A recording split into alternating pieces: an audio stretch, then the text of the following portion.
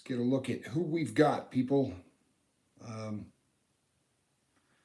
See if we can get this rolling here. Maybe not. Let's see. We've got Charlie Mullins. We've got Joe Birdwell. Joe, good to see you, my friend. Alan Ballantyne, love you. Chris, Kiss Freak, good to see you. Seventh Son, 5x5. Excellent. Doing good. I'm glad to hear it. People, we're live. It is the Lifeboat Live Saturday edition. I'm tempted to say it's Saturday Night Live, but I won't.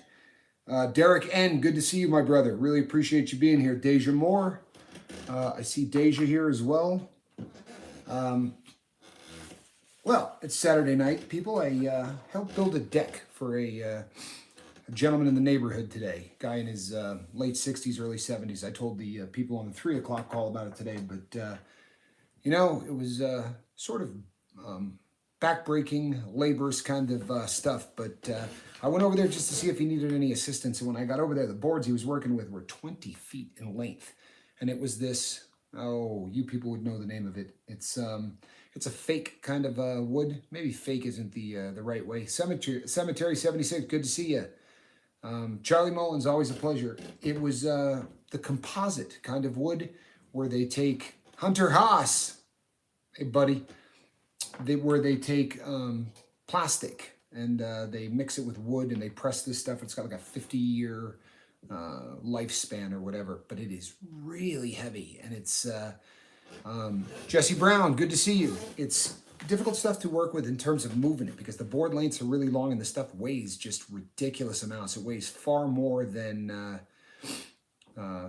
regular wood, and it's, I don't know. It was, like I said, it was backbreaking stuff. But when I was done, people, I had that weird phenomenon where I started to get that, you know, the endorphin. I got to get that feel-good chemical because I had done something that, I mean, I had no reason to do it. It wasn't, I didn't do it for money and I didn't do it for thanks. I just heard that he was over there and you know, working through it and wanted to make sure that, you know, he was all right. And I'm very happy that I did. Saigon Cinnamon, I did not see him yet, but I did see somebody that said Saigon Cinnamon. Ah, Saigon is here. Excellent. Good to see you, my friend. At least I think he's here. Everyone is saying hi to him. Hello, Kathy. Glad that you're here. Grabbed pumpkin Entenmann's before I left for work today. You know, funny story. When I was growing up, Entenmann's Bakery was a very small little operation based out in New York. And Mr. Entenmann actually lived on the same street as my grandfather. And when we were growing up, there was always Entenmann's everywhere. But back then, Entenmann's wasn't sold in stores. It was only sold at Entenmann's Bakery. It was a very odd street because it wasn't, my grandfather was not a ludicrously rich man or anything like that. But the street that he was on, the people that owned Pabst Brewery, Augie Pabst had a house on that street. Charlie Goulden from Goulden's Mustard. There was a lot of people who seemed to have very famous names that all settled there. I think it was more about, hey, Kathy, so good to see you. I think it was more about its location. It was right on the Great South Bay. So there was a beautiful view of Long Island and then Fire Island across the bay. And I think it was probably about location. It was not huge, you know, massive homes, but it really was a pretty cool part of New York. And yeah, so with every time I see Entenmann's, I get these flashbacks to my youth. People, I want to before we get rolling, I want to do a couple of shout out type of things and a couple of we need some requests for some positive energy and some prayers. There are still some people out there that need it. And this one's going to sound crazy, people, but if you find yourself even slightly religious, if you find yourself someone that you know, that has a belief in a higher power of some kind, pray for our enemies. Truthfully, I think it's time that we all pray for the people that don't love us, because there's something going on in the lives of these people that just causes that kind of you know, animosity and that kinds of hate. And it's just you know, I have truthfully gotten to the point where I'm beginning to do just that. You know, the people who wish death upon me because I run a channel about sobriety, I think that these people probably deserve prayers more than they deserve anything else, and let's go with that. And I'll take some prayers. It's you know, there's the headaches involved in the channel, and I love it, people. I'm not complaining. I promise you, I'm not. But just pray that I am able to get done all of the things that need to get done, because it's you know, it's a daunting task. There's a lot to be done, and unfortunately, it's not a full-time job. Well, actually, I should say, fortunately, it is a full-time job. But at the same time, I have a full-time job. So, Brandon, Kiss was awesome. You know what, Brandon? I have seen Kiss 3 times in my life. Once, I told you people I was the president of a publicly traded company, and we made the world's lightest mountain bikes. And a guy called into a radio show and said, I have 3 front row center seats to Kiss, but I can't go, and I would like to get rid of them. And, you know, that was an odd request, because you can't scalp tickets, especially in Salt Lake City where I was living. So the guy said, I can't sell these on the air. That is, you know, not something that is legal. Nice, Brian. But he said, but I can do trades. So I called in and said, by any chance, does this gentleman ride mountain bikes? And the frames that we sold at the place that, you know, the manufacturer company that I ran, our mountain bike frames were like $2,700 a piece. Next thing, they will say Captain Tommy was, yeah, I missed that, unfortunately. But I called in and said, I'll give the guy 1 mountain bike frame for each of those tickets. And I got to see Kiss on their farewell tour. I don't remember whether that was their 3rd, 4th, or 5th farewell tour, but nevertheless, it was one of their farewell tours, and it still had the entire band was still in place, so that was kind of fun. Next thing they will say is Captain Tommy was huffing diesel fuel. Yeah, well, that wouldn't surprise me, Saigon. It really wouldn't. People, I explained this on the 3 o'clock call. I'm going to explain it for everybody now, because this probably, there's a chance this will come up. So we may as well just take care of it now. People, while skiing on the North American Freestyle Ski Team, right, and which was a brief stay, but what was not was my career as a freestyle skier. I did some professional stuff, and I hit my head on the ground from over rotating backflips, and had concussions, and probably in the ballpark of 12 of them that were documented.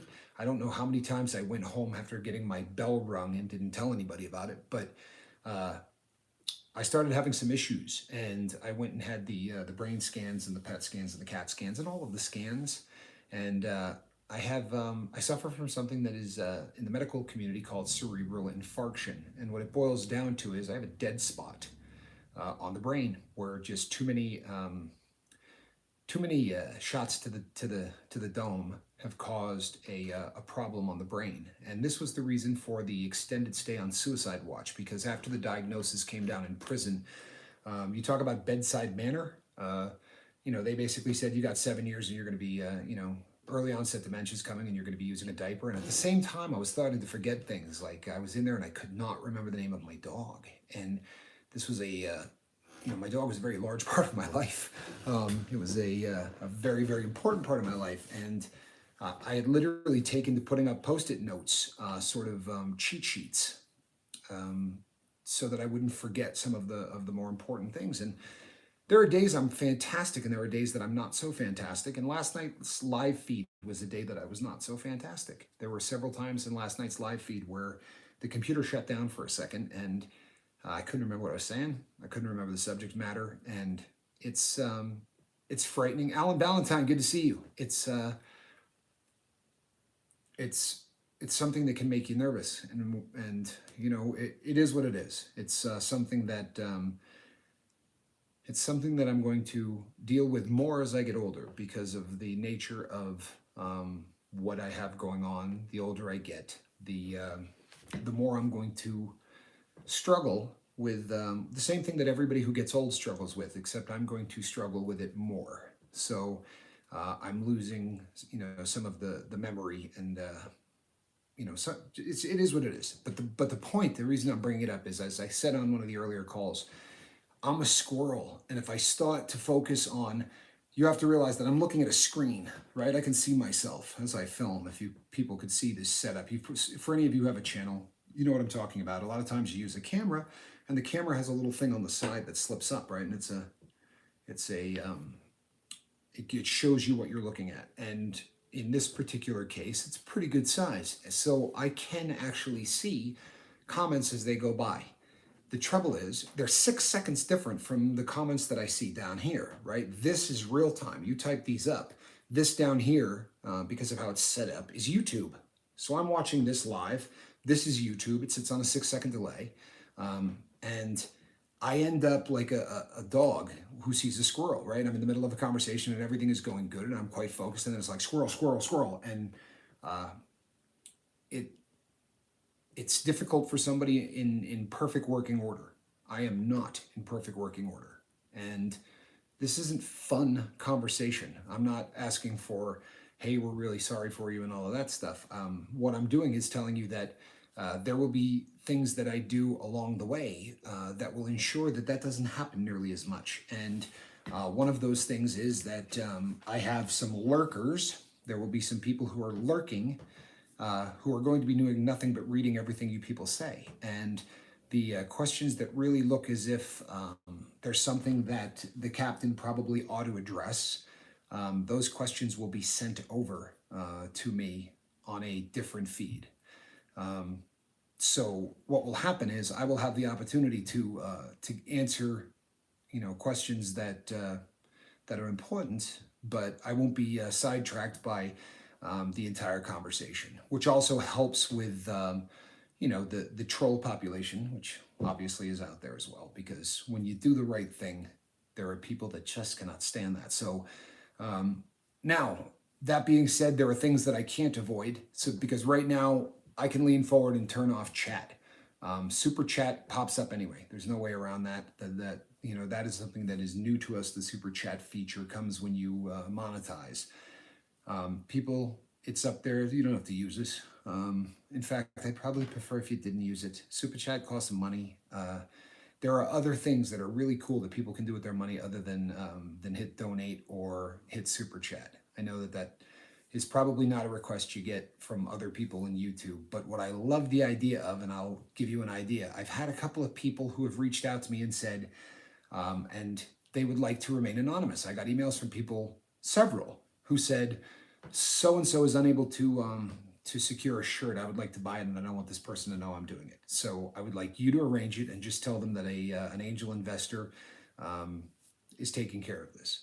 That's awesome. I would much rather have somebody do that and hook up somebody, in the crew than hit the donate button or do the super chat button. If you're unaware of what super chat is, most of you probably know, because I think I'm the only person here that knows less. I mean, there's nobody here that knows less about YouTube than the host of your YouTube channel. I am not, this is just not my element, people. Honestly, I love building relationships, and I love speaking to you. I do not love, the nuts and bolts aspect of things. So apparently there's this super chat stuff, and you can, you can do little pop-ups, or you can do whatever, and that I can't turn off, but I can turn off the rest of it, and I'm going to. So I'm not ignoring you people. What I'm doing is making sure that I can put out a halfway decent product. And if you think I'm kidding, watch last night's live feed again. I came remarkably close to taking it down and just saying, if you put something out that stinks, it's probably better to remove it. But as a way to justify the thing that I'm doing right now, I think it's probably in everybody's best interest if I leave last night's live feed up. Of course, I'm not talking about the interview. The interview was awesome. It went perfect. And, there was that interview. Every time I do an interview, people, you look at the comments that are going up. It's very difficult not to.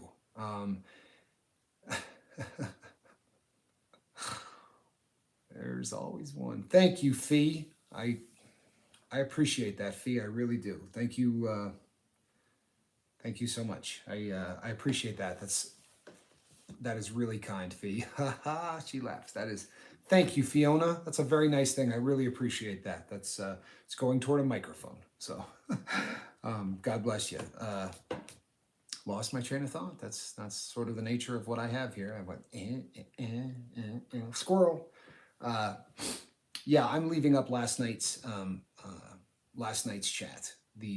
Last night's live feed, because if you go and you take a look at it, it's going to give you a pretty good idea that there are times that cue the squirrel. There are times that I am not firing on all cylinders in terms of the mind thing and staying focused, and that's a really unfortunate thing when you do 1 and 2 hour live feeds where you really kind of need to remain focused of some kind.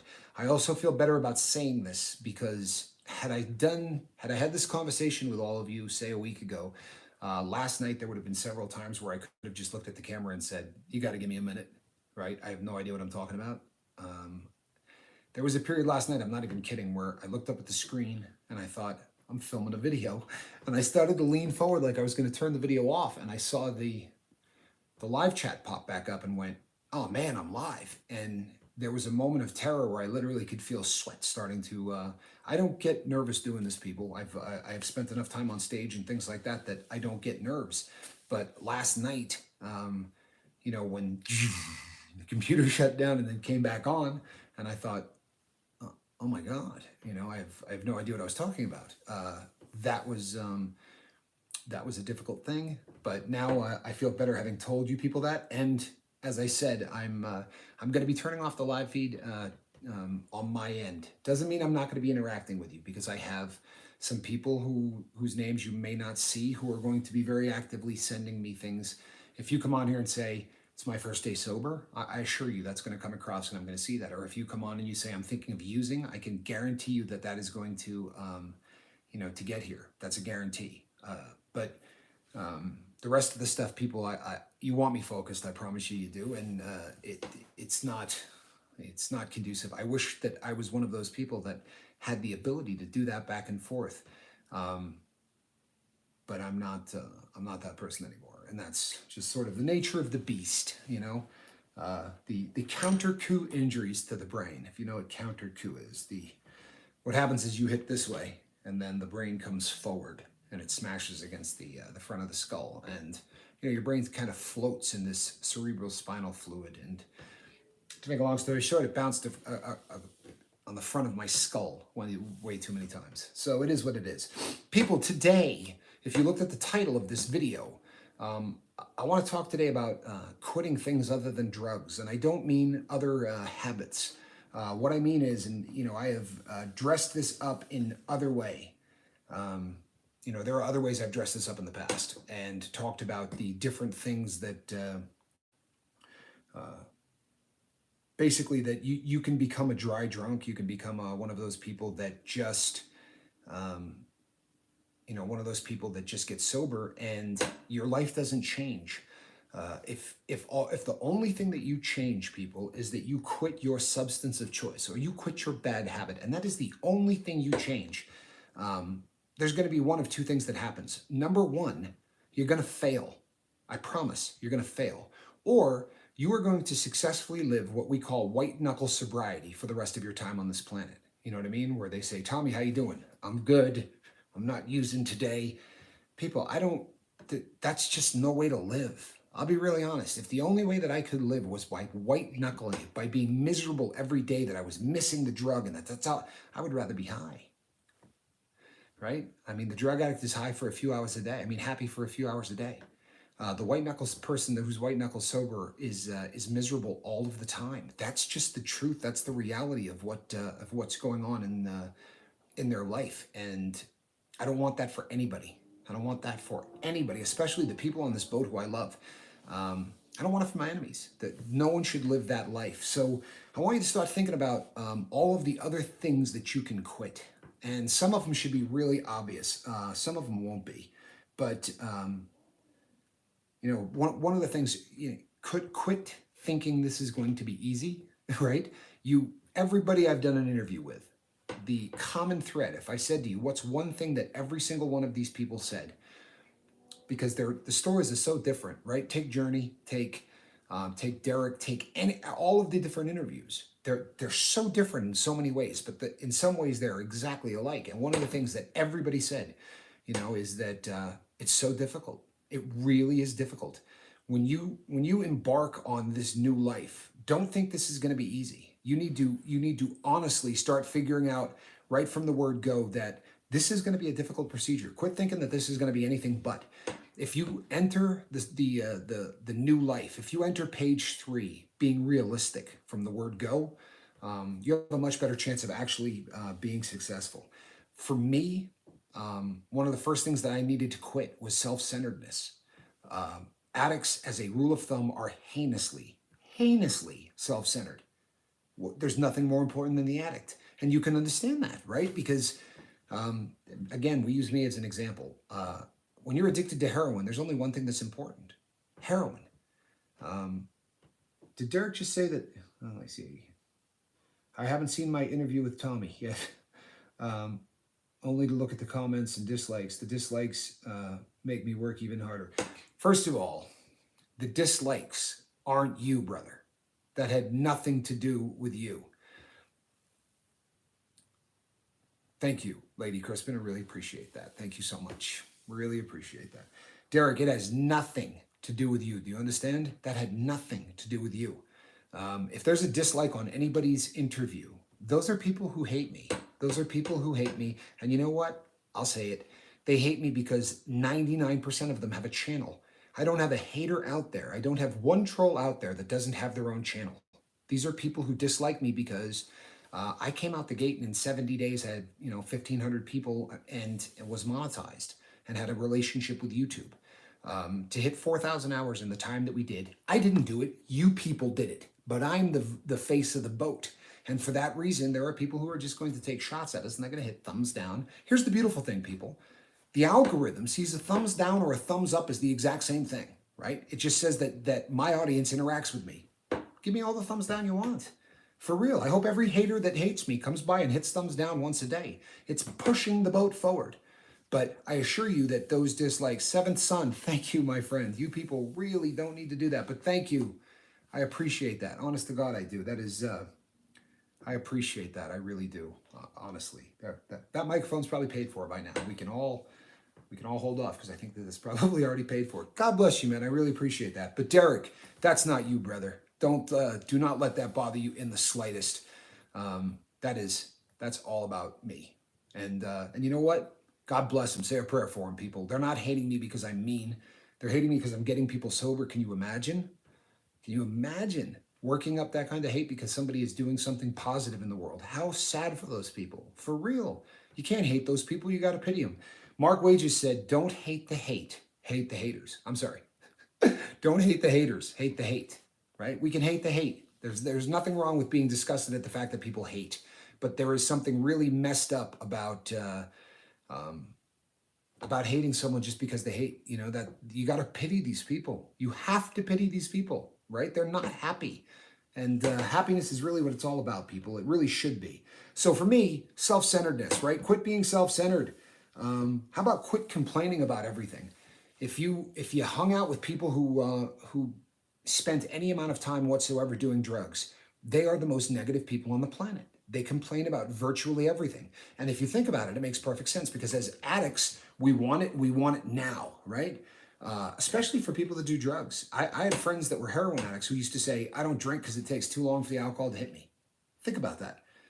They're not waiting 15 minutes. That's awful. If they want a buzz, they want it when the plunger hits the bottom of the syringe. It literally needed to be and that reinforces every aspect of your life. If you've ever seen someone who's a drug addict try to wait online, they will go nuts. I don't care if there's 3 people in line. They have no tolerance whatsoever for that because they literally become one of those people that, again, gets back to self-centered. You're the center of the universe. I shouldn't have to wait. I shouldn't have to do anything. And that just continues to reverberate through your entire life. And that's, that really is one of those things that, that people need to quit. Plain and simple, it's something that they need to quit. Quit letting your words hurt people. When you're in the life and you're living it, it becomes very easy to say the first thing that comes to your head. I'm guilty of this, people. I am. I'm guilty of this. If you've been around the channel long enough, you know that I had to come out and apologize to some people because I said things that I was in the moment, and I said some things that hurt people. Now, I apologize to those individuals privately and publicly because I think that you keep short accounts. At the end of every day, you ask yourself, did I injure anybody today? But the most dangerous weapon on the planet is this thing right here. It has started wars. It has killed the things that can be done with a mouth that's irresponsible, with a tongue that doesn't care what it says, the damage that can be done in 2 sentences that in many cases can never be repaired, worse than a gun. For real. Guns kill people. Words start wars. So start trying to get control of the things that come out of your mouth, right? Stop saying things that are going to hurt people. I love the crew on this boat. I really do. There is so much positive energy on this boat. There are so many people who care so much about what they say. And I don't want to put anybody on blast. Deja is somebody that is here every single day, positively reinforcing absolutely everybody. That's a beautiful thing. Quit letting your words hurt people. That's a huge one, folks. That really is. And it's something that addicts do constantly, and they do it without thinking about it. On the flip side of the same coin, quit being judgmental. As you're quitting drugs and you're going through a list, quit being judgmental. One of the things, I did a video called Stay in Your Lane, right? I did a video a long time ago now, but it was called Stay in Your Lane. And one of the things that you see from people who are freshly sober, they become the most judgmental. We talk about how bad society judges the addict. You know who does it worse? The brand new sober person. The brand new sober person are the first people to say to you, oh, that guy's on methadone. That's not sober. I did it the right way. You know what I mean? I shook like this for 3 days. I was throwing up. And stay in your lane. Don't become judgmental because you got sober, right? That's awful.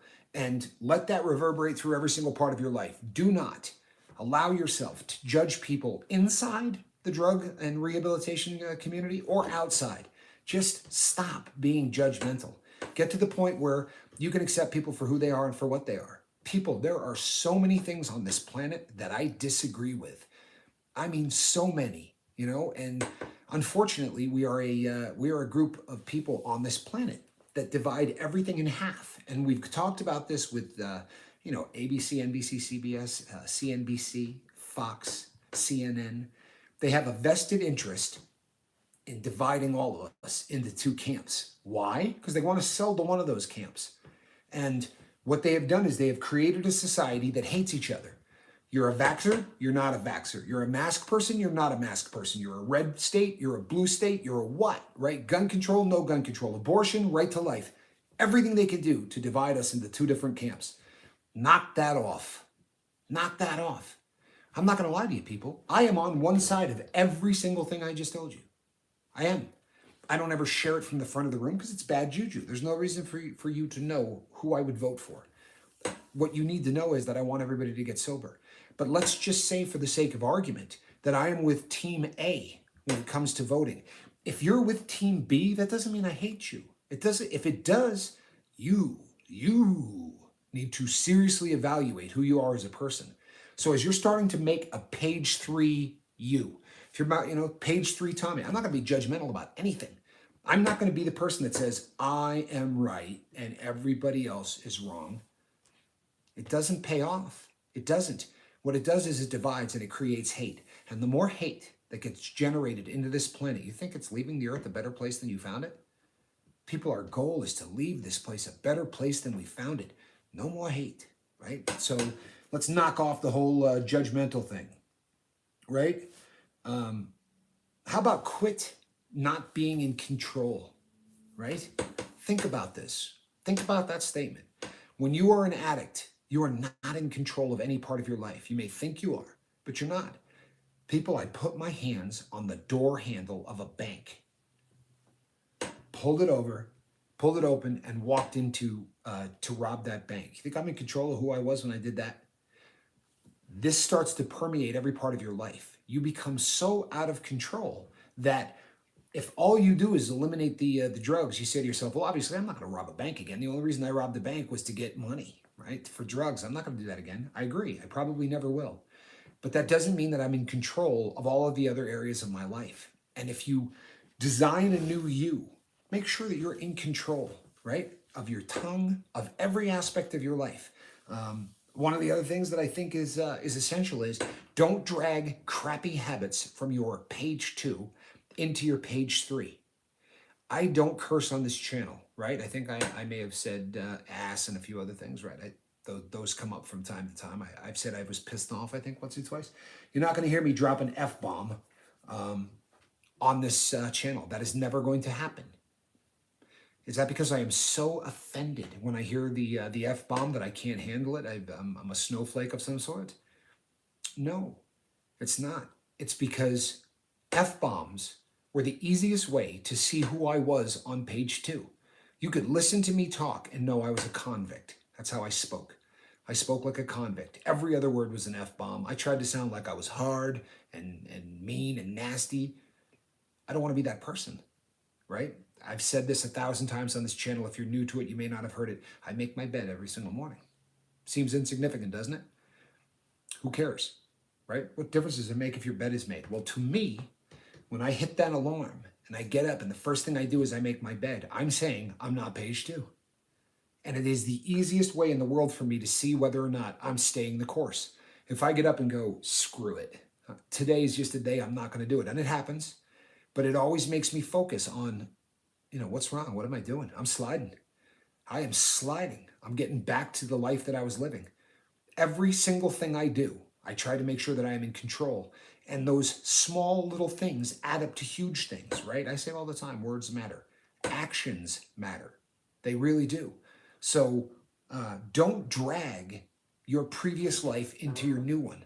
I'm not going to talk in such a way that people think, what's up with this guy? You hear the way he talks? I want people to go, why doesn't he curse? Seriously. I've had probably 5 people since I got sober say to me, you don't really curse, do you? What a great icebreaker, right? I go, no, I don't. No, I used to all the time when I was addicted to heroin. But for me, and for the new life that I want to live, I don't want that guy to curse. I want that guy to display the fact that he has a vocabulary other than words that only have 4 letters and most oftentimes 1 syllable. It's not how I want to live. I would suggest, you want to curse? It's completely up to you. But don't drag bad habits from page 2 to page 3. It's pointless. If you're going to design a new you, then please let us make sure that the new you is worth designing, right? Why would you design an inferior model? If I gave you an unlimited budget and I said, okay, what I would like you to do is design an automobile. No budget, no nothing. Go design a car. You're not going to say, here it is. It's basically a 1972 Datsun B210, but I put a much nicer stereo system in it. Wouldn't make a lot of sense. You got an unlimited budget, you're going to build the best car you possibly can, right? Aerodynamic, sleek, chances are that those are going to do this number, right? You're going to build the best of the best. So if you're transitioning from an addict to a new creature, a page 3 human being, why would you not start with a fresh canvas, a blank page? Why would you take any of the crap from page 2 and bring it with you? Now, I'm not suggesting that there weren't parts of you that should be brought over. I'm saying very specifically, don't bring the crap. Don't bring the parts of you that were reprehensible. Don't bring the parts of you that you weren't proud of. Is this making sense? Anyone? Can I get a Bueller? Don't drag the worst aspects and the worst parts of you forward.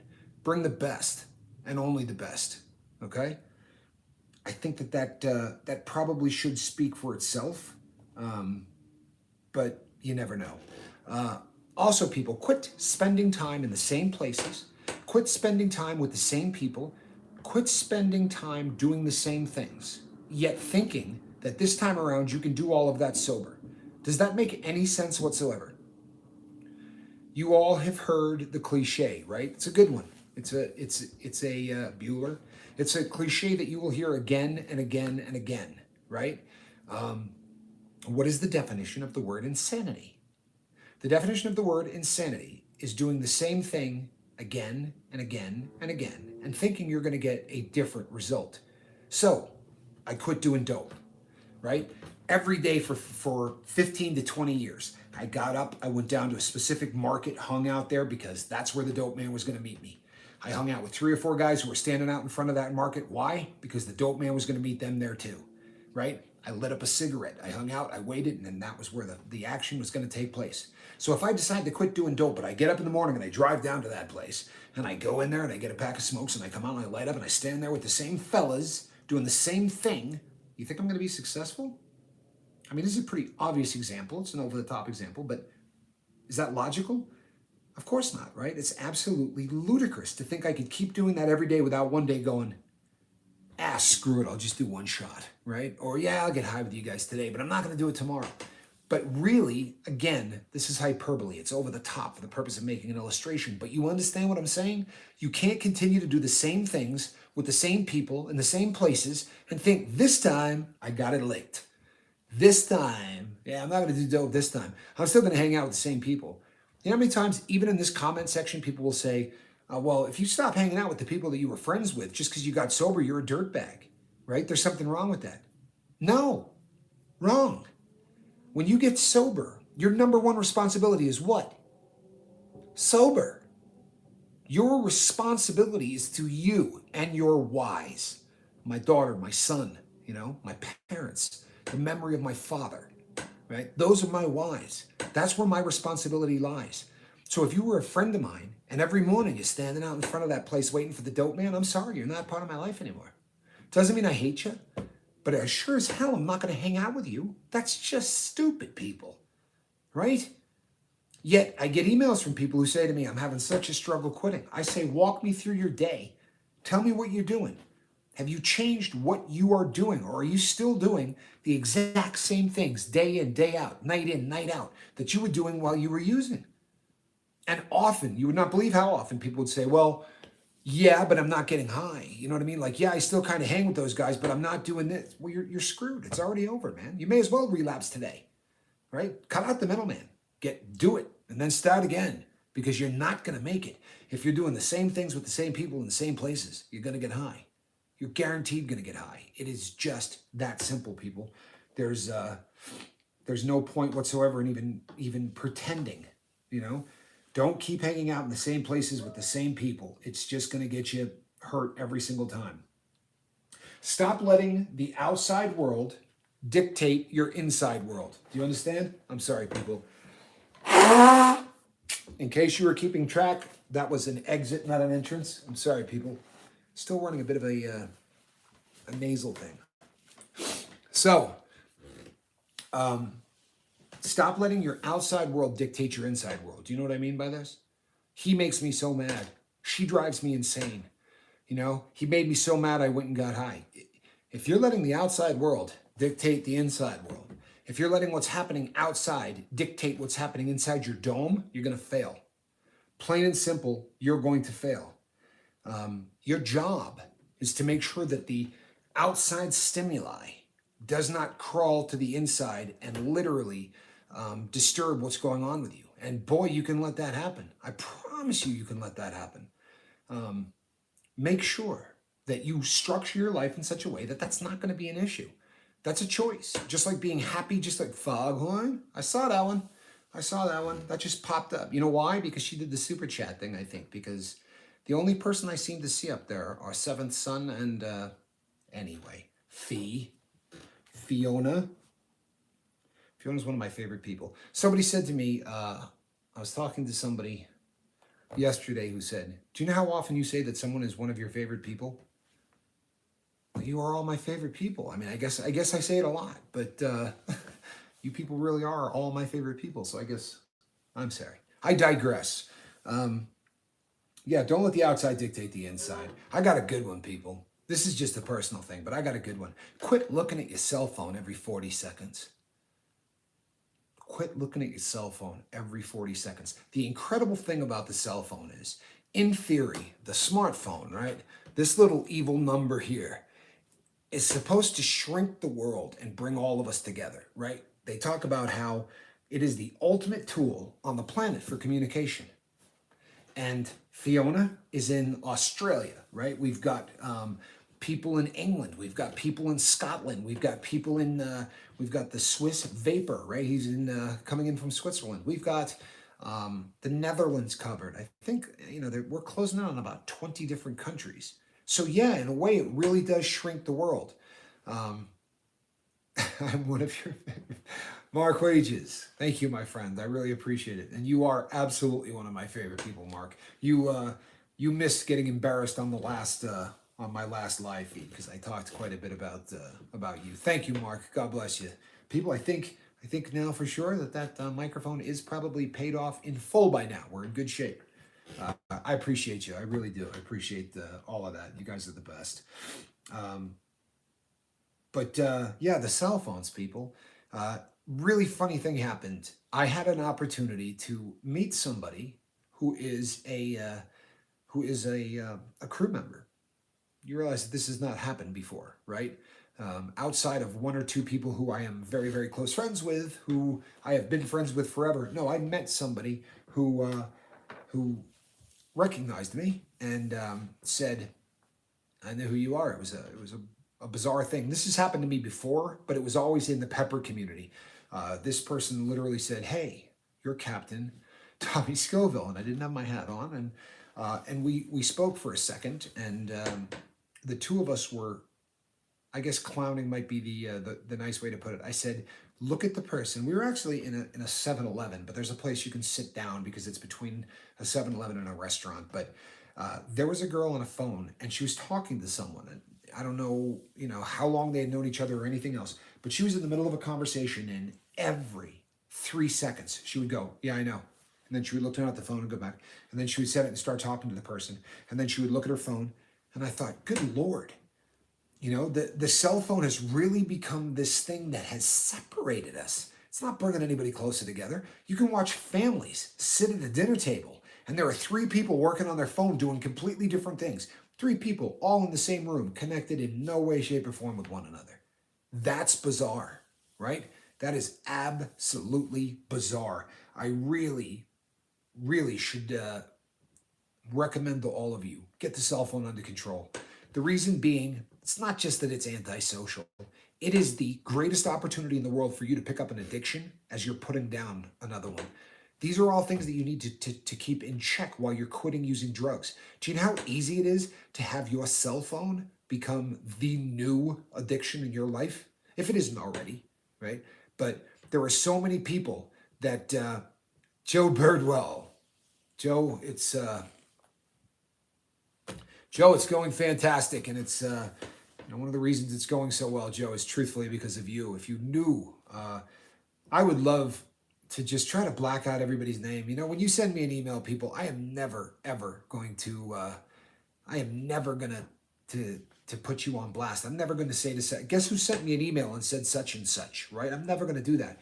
But the number of emails that I got that were talking about the interview with Joe, and probably the biggest, I'll tell you this, maybe I shouldn't, but I will. The biggest thing that came out of that interview was my mother watched that interview, right? And my mother, is very supportive of what I do here. She really is. I don't think she understands it in a lot of ways. I really don't. Brian Michaels, thank you, my friend. My goodness, people. Thank you. I really appreciate that. Thank you, Brian. I really appreciate that. I do. Thank you. Yeah, now we'll just get a couple microphones, apparently. Thank you, people. Thank you. It means the world to me. Fiona, stop it. Thank you, Fiona. I really appreciate you. I do, people. Thank you. That means the world to me, guys. It really does. I appreciate it. I do. Thank you so much. All of you, that is. Brian, God bless. Fiona, stop it. Thank you so much, Fee. I really, really appreciate it. But my mother, after that interview, Joe, my mother gets it. Like, that interview was really the up until this point, and I don't want this to come across wrong. I don't want anyone to say that that my mother was not supporting me in what I'm doing. She has been amazingly supportive in what I'm doing, but truthfully just doesn't get it. And look, there are times I don't. You know, the YouTube thing is a phenomenon that doesn't even make sense when you're in it and doing it. So if you observe it from the outside, you know, it's odd, right? You know, the whole thing is unusual. But when the interview with you was over, Joe, my mother was so excited. You know what I mean? You know, she doesn't watch all of them anyway. She really doesn't. But before we went on, I called and said, "Ma, you got to watch this. This is going to be. I am really, really excited about this one because it's completely different than what we do. You know, the interview. Everybody who has been everyone who has been a guest has just been, you know, really, really special in their own way. But this interview was so much different because of what we're trying to do with this interview. We were introducing somebody who's brand new and sober, and we're going to walk this journey with him, and we're going to support him every step of the way. It's a different dynamic in every way than it was. Joe, thank you, Joe. God bless you, man. I really appreciate that. And following your journey, Joe, through this entire thing is just that's awesome. You know what I mean? It really is special. And you know, having my mom saw it. She instantly saw it. It was Kiss Freak. Thank you, my friend. I really appreciate that. You guys are incredible. I really appreciate you. I do. You guys are great. And now I'm getting better. Am I not? I haven't said stop that to anybody but Fiona. But I appreciate it, people. I really do. God bless you, sir. This is a new function, so this is great. You can humble a person like no one. It's almost hard to wrap your brain around. Kiss Freak, people. I just wish that Kiss Freak has a heart this big. I don't think you people know. He really does. I correspond with him, and as I said, it's almost like a doctor confidentiality kind of thing. But I could tell you stories. This man has a heart that is the size of this house. And I love you, man. I really do. I'm so touched. Another perfect example of the complexion of the boat changing. You know, my friend Jack. You saw him yesterday on there. Jack will be on here shortly as well. But Jack was someone that said, you know, the thing that really floored him the most that he has seen on the channel was that apology. And there were so many other people who are saying the exact same thing. You know, that was just such an amazing. Hey, Fiona is in so much trouble. Fiona, thank you. God bless you, Fiona. Thank you so much. I really appreciate it. That is too kind to people. Thanks, Fiona. You're the best. Fiona, you know, and people, you know, Fiona is obviously Fiona's an important part of the crew, but Fiona is always there to make sure that if something is said in the comment section that I missed, I will get a direct message as soon as the show is over that says you really need to, you know, go and read this, or this person said that, and you know, that kind of support and that kind of help. You know, when I say that this boat, that I really am like you know, much a part of this sometimes. Mark, you weren't on the last live feed for me to embarrass you again, but I was trying to explain to the people on the 3 o'clock feed that you know, when I go on and I say, hey, this is Captain Tommy Scoville and I'm here with Joe Birdwell, what they don't realize is that for 30 minutes before I do that, you know, you're there doing all of these things that I quite simply could not make happen. And you know, anyone who's done one of these interviews, I'll say to them, don't worry, don't get jumpy. It's going to be about 4 minutes before we're supposed to get on, and you're going to get that link, and then Mark is going to set it up. It's like having a professional producer that, you know, that does the work and just allows me to do what I do. And I mentioned the conversation that we had where, you know, when I first started talking to Mark, he said, you know, you're comfortable in front of a camera. You know, you really look like that's where you're in your element. And I said, thank you. You know, I really appreciate that. And then in the nicest way possible, he said, you're not really good at the rest of it, are you? Joe, thank you. Joe, you've done enough. God bless you, man. I appreciate it. You guys don't need to do this. You really don't. Thank you, Joe. Joe, you've done so much for this, for me and for this channel already. Thank you so much, man. I appreciate it. Joe, we are so invested in being here for you and for watching this as we go through this. It is so exciting to me to have to have an entire channel of people who love and care and respect you to walk this journey with you. How many people, honestly, think about it, people, how many people on this planet have the experience um, that that he's going through? Think about how different this is.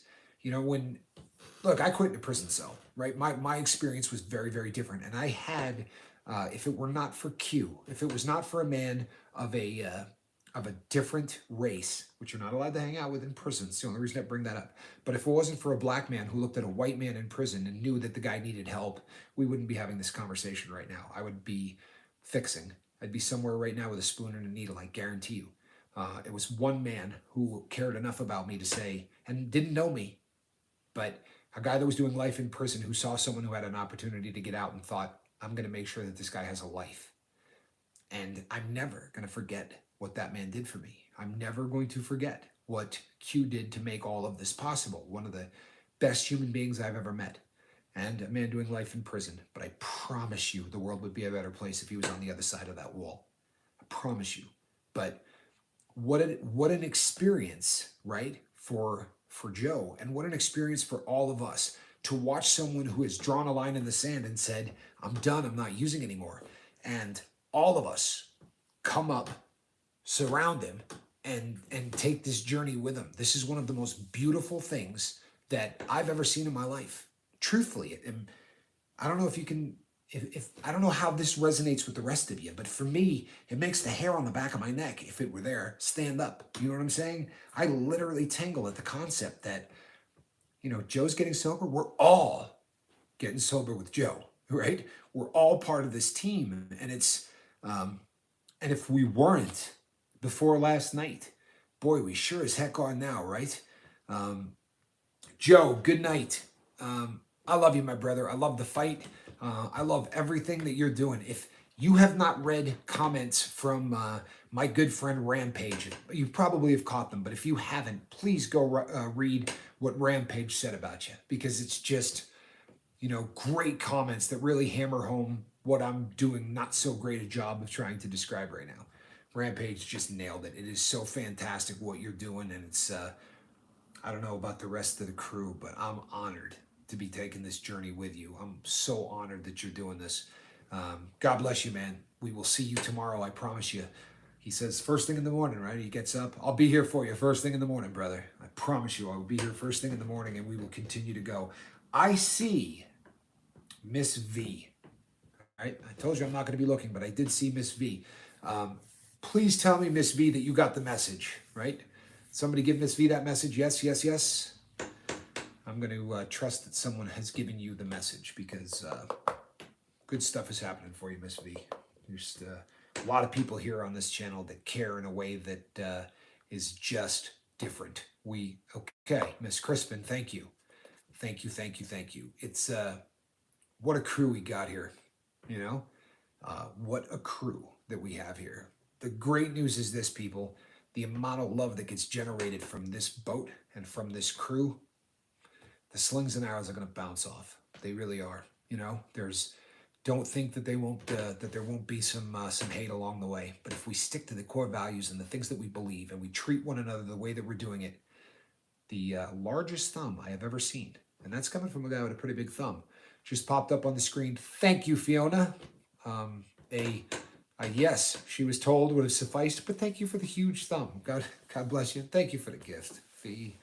Thank you so much. I really appreciate that. I really do. It means the world to me. It's too kind. It really is, and it's humbling. You know what, people?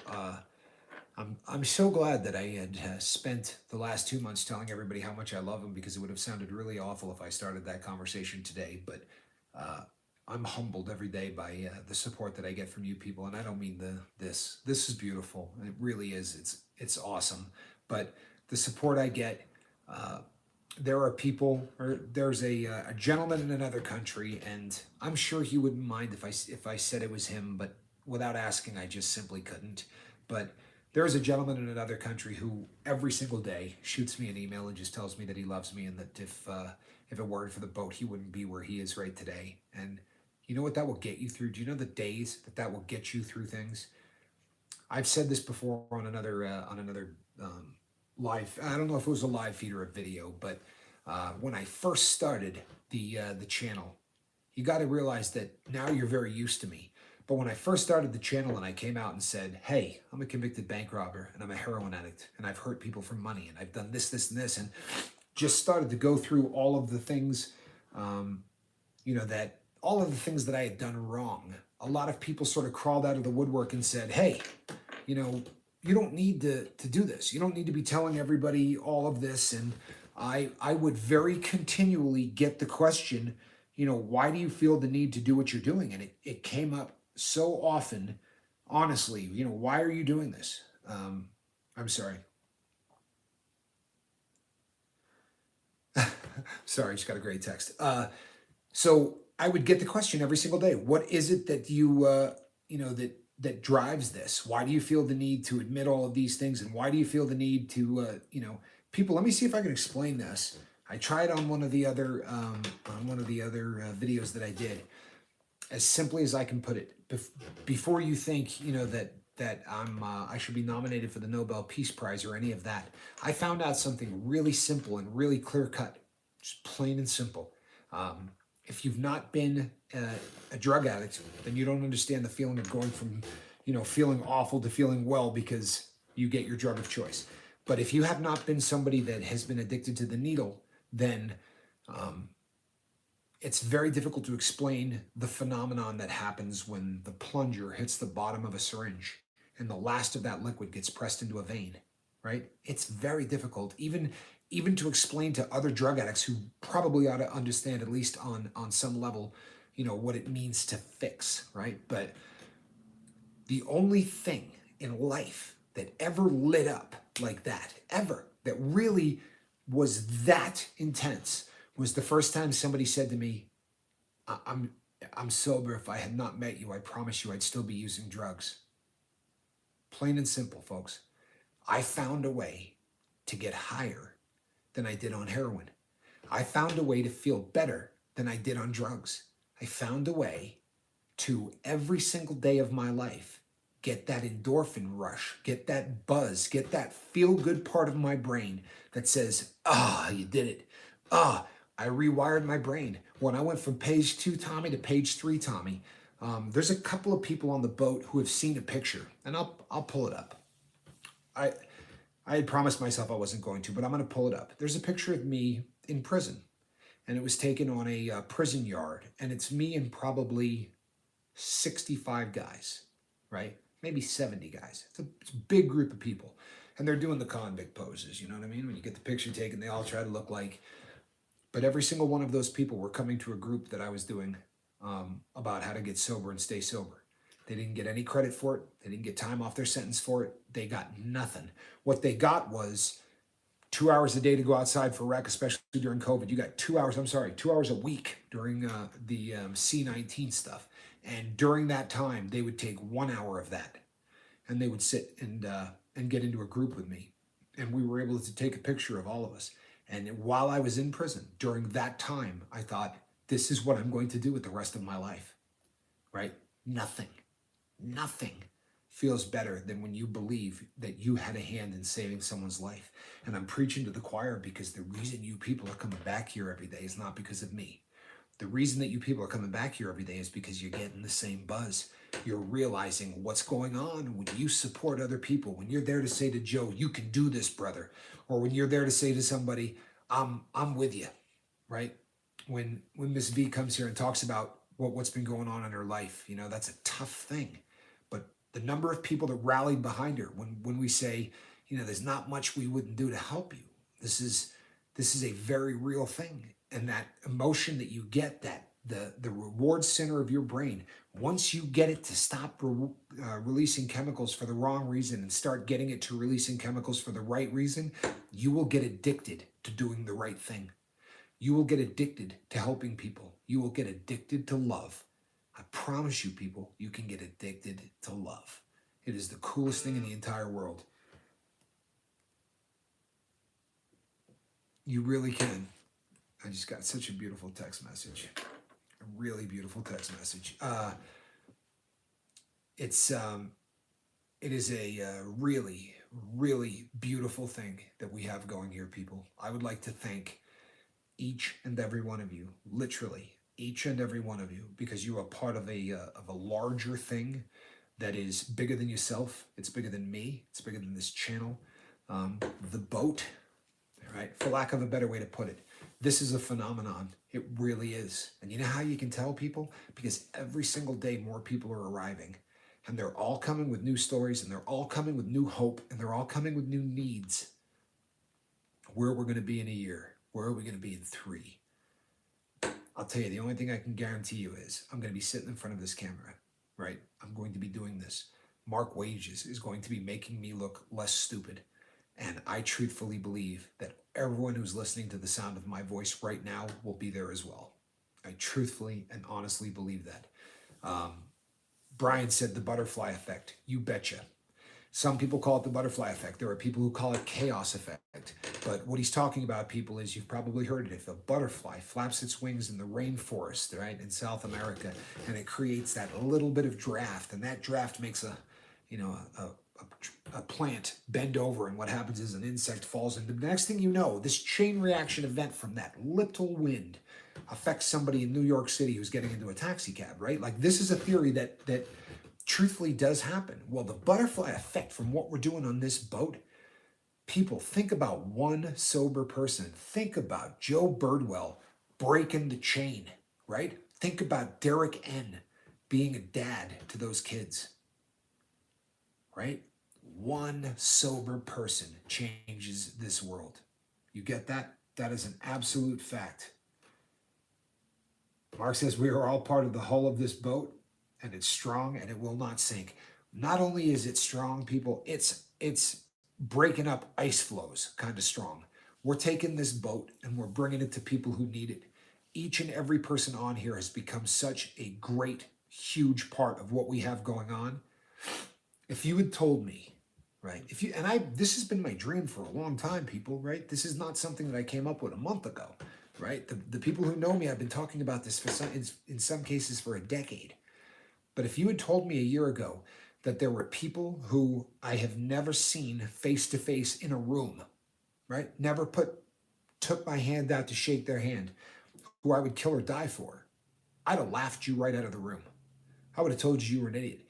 If you had told me that there was a way that I was going to be able to build relationships for people that I can honestly say from the bottom of my heart that I loved, in spite of the fact that I only met them online, I would have howled with laughter. It's the reason that I say what's happening on this boat has outstripped my greatest ambition, that what's happening on this boat has outgrown what I possibly thought it could be. I'm excited to see where this goes. I'm excited to see where this goes because I promise you, people, Mark and I are along for the ride on this, just like the rest of you are. And make no mistake about it, people. I would say almost 2 months ago, this dream stopped being my dream and it started being the dream of Mark and myself. This is our dream. You know, this is our boat. Mark has become such an important part of what is the lifeboat that I couldn't do it without him. Like that's and not only could I not do it without him, period, but the dream that I had, you know, when the first time I talked to Mark, he said, I had been thinking for the longest period of time of trying to do something similar to what you're doing. His thought was a slightly different approach or a slightly different, but the point is, this was his dream before I met him. And the two of us, if you're not a religious person, then you can just say, wow, how fortunate the two of them met each other. For those of us who believe in a higher power, rest assured that the first time that we got on the telephone, that was God saying, all right, gentlemen, do your thing. Mark says he's all in and he's not going anywhere. Believe it, he's not, because I will hunt him down and I will drag him back. I can't do this without him anymore. This is our boat, right? Oh, and I didn't mean me and Mark. I meant our boat, but it's our dream. You know, Mark and I, this really is our dream. And when Mark brought his vision to my vision, it was like the two guys with the thing of peanut butter and the candy bar. You know what I'm saying? Like two great things that got really a whole lot better when they came together. Mark's technical know-how and Mark's dream, when you put it together with what my dream is and what what I was trying to do, this grew far beyond the walls of what I was hoping. And together we are considerably stronger. People, have you ever seen you look at our currency or you look at our symbol, and you've got the eagle and he's grabbing like 13 different arrows, right? If you take an arrow, you can go like this, snap it in your hand, nothing to it. Put 5 or 10 of them together and try to do that. And it literally is impossible, right? You take 5 arrows, there's no chance you can snap it. Now, torsional rigidity, stiffness, all that, right? The difference between the same strength is in that one arrow, it didn't change. But when you bring it together with a second, a third, a fourth, a fifth, it gets to the point where it's unbreakable. And if you put 60 or 70 of those together, you can run over them with a truck. You follow what I'm saying? Every single time one more person joins this crew and one more arrow gets laid down, the strength of this boat, of this vision, of this dream, it just gets that much stronger. I mean, it gets that much stronger. So people, to everyone on this, everyone who's on the boat, everyone who's been here tonight, everybody who comes back night after night after night, I love you. And I'm not just throwing that out there. I love you. You people have become such a part of my life and such a part of my day to day. There's not a day that goes by that I don't think of you people. And that is just the truth. And Mark, God bless you, my brother. Seriously, God bless you. I am so glad that you are my partner in this. To everyone who hit that button tonight and and took the time to donate, that is so above and beyond the call. It really is. That you people are the best. God bless each and every one of you. I am going to be back here tomorrow morning. People, I realize now, if you take a look, my videos will get this many views. The live feeds is really sort of the direction that this is going. Nevertheless, people, I'm going to be there every morning because there are people who need that every morning just to get up and just to start that day with the focus. So I'm going to be here every morning. I promise you. Tomorrow morning, I am going to be here. Thank you. Thank you, Lady Crispin. I'm going to get off and do this quickly before someone else does that. God bless you all. Tomorrow morning, I will be here first thing in the morning, people, and every morning from now on until this boat is successful. Somebody asked me the other day when we're going to stop this. I said, when everybody's sober, right? We'll have nothing left to do, people. When everybody's sober, we'll pull this boat over. My name is Captain Tommy Scoville. You are on the lifeboat. We will see you tomorrow morning. Between now and then, you know what we want you to do, right? Get out there and save somebody. God bless all of you. I really appreciate it. I love you. Mark, you're the man. I'm out of here.